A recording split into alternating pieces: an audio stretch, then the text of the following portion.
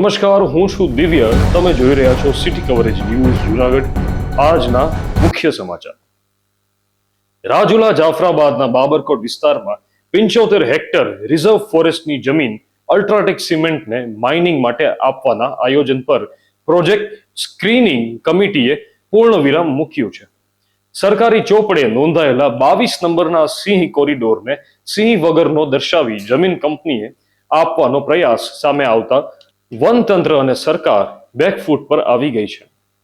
Junagadh crime બ્રાન્ચે વ્યાજખોર Lakhan ઉર્ફે બબન કોડિયાતરની ધરપકડ કરી છે.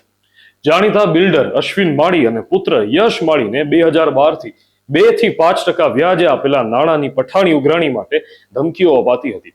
આરોપીએ મિલકતોનો દસ્તાવેજો, કોરા ચેક અને પ્રોમિસરી નોટ પણ પડાવી લીધા હોવાનો આરોપ છે.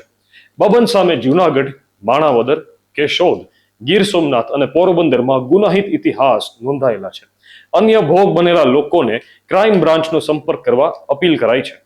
ઓમ ત્રયંબકમ યજામહે સુગંધિમ પુષ્ટિવર્ધનમ ઉર્વારુકમિવ વબંધનાત મૃત્યોર્મુક્ષ્યમામૃતાત. શ્રાવણના પ્રારંભે સોરઠમાં હર હર મહાદેવના નાદ સાથે શિવાલયોમાં ભક્તોની ભારે ભીડ જોવા મળી છે. સોમનાથ સહિતના મંદિરોમાં અભિષેક, પૂજન અર્ચન, મહામૃત્યુંજય જાપ અને મહાઆરતી શરૂ થઈ છે. સોમનાથમાં શ્રી સોમનાથ શ્રાવણ મહોત્સવ 2026 અંતર્ગત 30 દિવસીય 51 કુંડી મહામૃત્યુંજય મહાયજ્ઞ શરૂ થયો છે. દરરોજ 9 સ્લોટમાં હજારો ભક્તો આહુતિ આપી શકશે. શિવાલયોને વિશેષ સુશોભન અને રોશનીથી શણગારવામાં આવ્યા છે. શ્રાવણ માસ દરમિયાન સોમનાથ મંદિરે ભક્તોની ભીડને ધ્યાનમાં રાખી લોખંડી સુરક્ષા બંદોબસ્ત ગોઠવાયો છે. 2 ડીવાયએસપી, 16 પીઆઈ અને 450 પોલીસ જવાનો સહિત 1000 થી વધુ સુરક્ષા કર્મચારીઓ ફરજ બજાવશે. 25 પીએસઆઈ ઉપરાંત home guard, SRD, TRB, LCB, SOG, drone team, QR team, dog squad, mounted police, hand metal detector અને ડોર ફ્રેમ મેટલ ડિટેક્ટર તૈનાત કરાયા છે. ઓલિમ્પિક મેડલ વિજેતા બેડમિન્ટન ચેમ્પિયન સાયના નહેવાલ 16 ઓગસ્ટે ગોંડલની ગંગોત્રી ઇન્ટરનેશનલ સ્કૂલની મુલાકાત લેશે.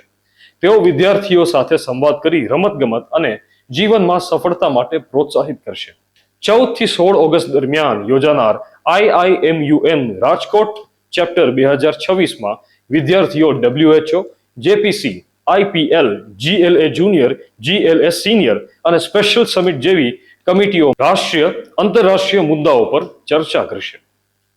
રાજ્યના શ્રમિક પરિવારોને સુપર સ્પેશિયાલિટી સારવાર ઉપલબ્ધ કરાવવા ESIC ગુજરાતે 6 અગ્રણી આરોગ્ય સંસ્થાઓ સાથે MOU કર્યા છે.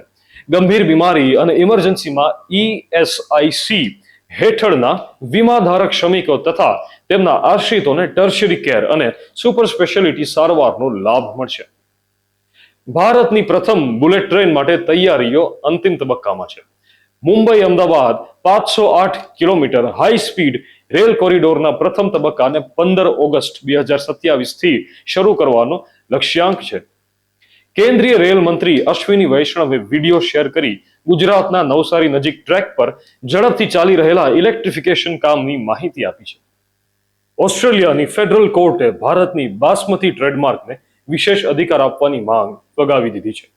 અપીડાએ ઓસ્ટ્રેલિયામાં બાસમતી શબ્દને સર્ટિફિકેશન ટ્રેડમાર્ક તરીકે નોંધવામાં અરજી કરી હતી, જેને 22 ડિસેમ્બર 2022ના રોજ રજિસ્ટ્રારે નકારી હતી.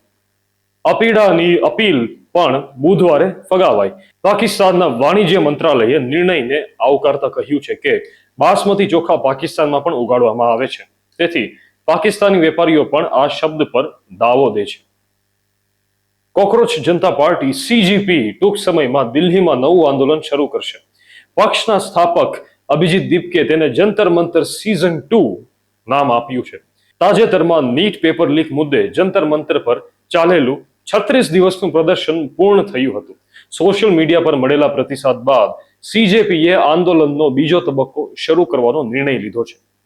સિટી કવરેજના ડેઇલી ન્યૂઝ અને અપડેટ્સ માટે અમારી ચેનલ લાઇક કરો, શેર કરો અને સબસ્ક્રાઇબ કરો. આવતીકાલે ફરી મળીશું નવા સમાચાર સાથે. City coverage news Junagadh. ધન્યવાદ.